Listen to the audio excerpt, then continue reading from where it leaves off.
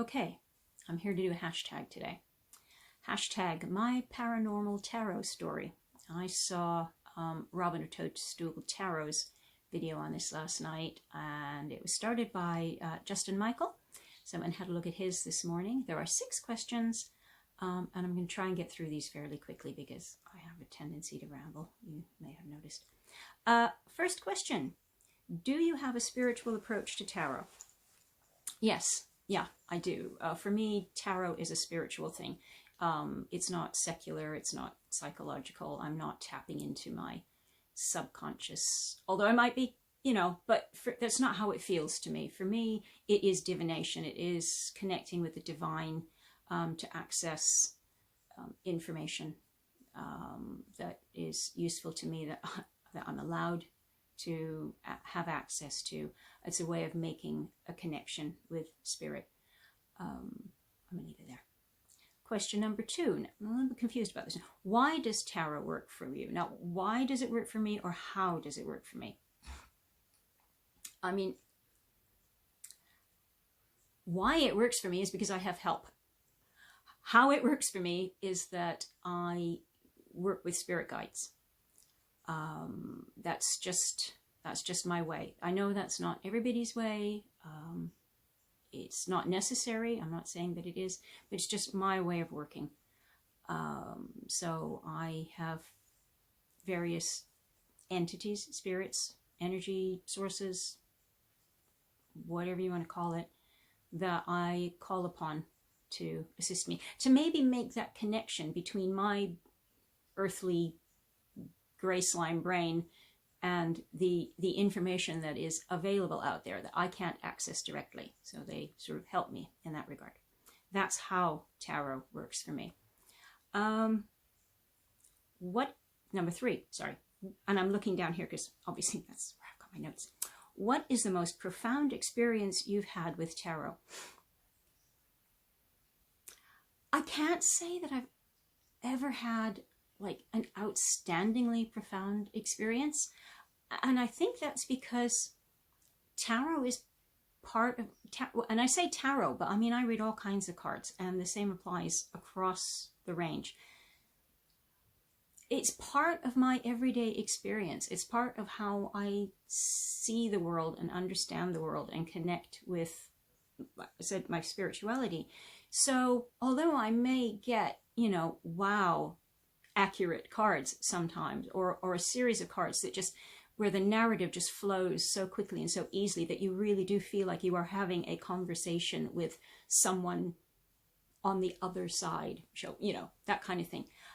There's plenty of that. I'm constantly wowed by tarot and divination, cartomancy, and the synchronicities and the amazing, more than coincidences that occur. But they're not profound experiences because I kind of expect them. It's kind of part of my normal experience. So there you go.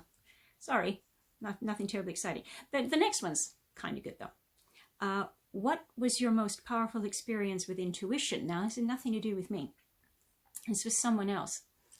I was in my early 20s. I was working in a department store, and I had a customer come in one day, a man, and I can tell you to this day what he was wearing. Well, he wasn't very tall. He was probably about my height, maybe a little bit taller, and I'm short.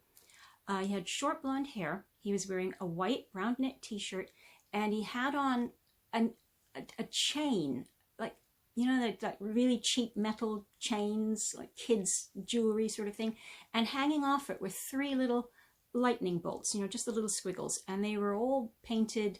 Well, one was red, one was blue, and one was yellow, just enamel paint, really, really cheap. And I said, it caught my eye. This is unusual.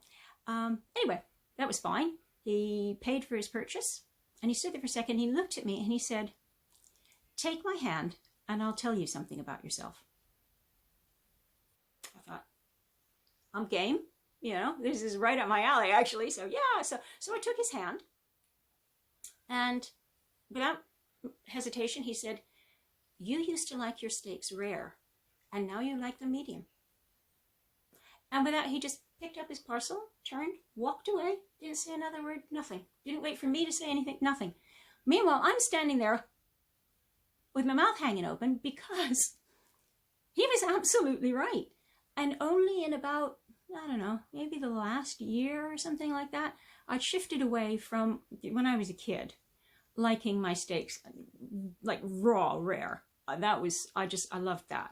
And then as I sort of grew up and got a bit more, sophisticated perhaps, I decided that that wasn't actually very nice. And I actually preferred my steaks medium. And bearing in mind that I was living in the States at the time, so steak was on the menu a lot more than it is here in the UK. So it was a significant shift. And I'm just like, what? I mean, A, how the hell did he know that? And B, of all the things he could have told me, why did he tell me that? I was like, yeah, it was just so random and so banal. And I think, if you have access to that kind of information, couldn't you give me something a bit juicier than a steak? Okay, bad pun. Anyway, so that was kind of fun. And obviously, it's stuck with me all these nearly 40 years. So it made an impression. And funny enough, the next experience occurred in my early 20s, probably roughly about the same time. And that is, what was the most mind-blowing paranormal experience of your life? I had a boyfriend at the time who had a house across town that he'd been trying to sell for 5 years without success. They'd been on the market empty for 5 years. And one day he had to go and do something. There was some bit of maintenance, and he took me along. And we went in the front door, and the house, it was a, ranch style. The front door opened onto the living room. On the right-hand side was a stone-clad wall with a fireplace in the middle, and at the far end were a pair of French doors that opened onto the back garden. And he went ahead and he opened the French doors to air the house out a bit because it's been shut all the time, and just basically left me standing at the door while he went off down the side where the rest of the house was to do whatever he had to do. And I stood there for a minute, trying, taking the place in, having a look around because, boyfriend's house, and something wasn't right. It wasn't anything I was aware of at that point. But rather than sort of walk out into the room and have a look around, I kind of hugged the wall until I got to the corridor that led to the rest of the house. And then I nipped down that corridor and I, sort of stuck my nose in the kitchen and the bedrooms, had a look at the bathroom. But I wasn't comfortable being there. So eventually I made my way back to the front room, hugged the wall to the back of the house, went out the French doors and sat on the steps out the back and just sat there until he was done doing whatever it was he was doing. And eventually he came and found me sitting there, and he sort of looked down at me and said, are you okay? I went, no. I said, I can't be in that house. And there was silence for a moment, and he said, everyone says that. Pardon? He says, yeah. He says, nobody feels comfortable in that house. And I'm still kind of looking at him like, what? And why didn't you tell me this? But what? And he said, think about it. This house has been sitting here, empty, unwatched for 5 years. And nobody has ever vandalized it. Nobody has ever broken into it. Everybody has just left it entirely alone. And it was the weirdest. It was just a feeling, and it wasn't, not a physical feeling, and almost like an emotional feeling. I just could not be in that house. And I've never experienced anything like that. I mean, generally speaking, I'm pretty thick when it comes to stuff like that, which just count. I think that's why I depend on cards so much, because otherwise I'm just dense. But I've been places where there's been, supposed psychological, yeah, that says something, psychic activity. People I know have said, oh, I've experienced this or that. And nothing. I feel nothing. This is the only time, well, there's one other time, but we'll save that maybe for something else. This is the one time I actually felt something, without even being prompt. prompted, never mind somebody saying you should feel something. So that was kind of weird. So yeah, that was a long, rambly one. Sorry about that. So now I have a nice short one for you. Have you ever seen a UFO? No. No. Number 7, and this is kind of goes off slightly to tangent now, is what are the decks you're working with in the month of October?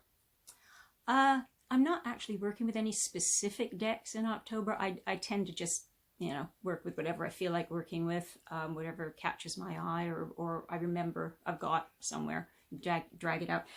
Having said that, though, I will definitely be making a point of working with the Spirit Halloween Tarot deck that Dee of Divination sent me recently.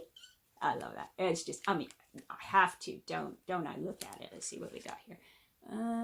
What's that one? Oh, the Hanged Man. Sorry, I'm having to read that backwards, so it's struggling a bit. Yeah. Oh, that flipping Wheel of Fortune. I'm not happy with that one, but, it's Halloweeny. There you go.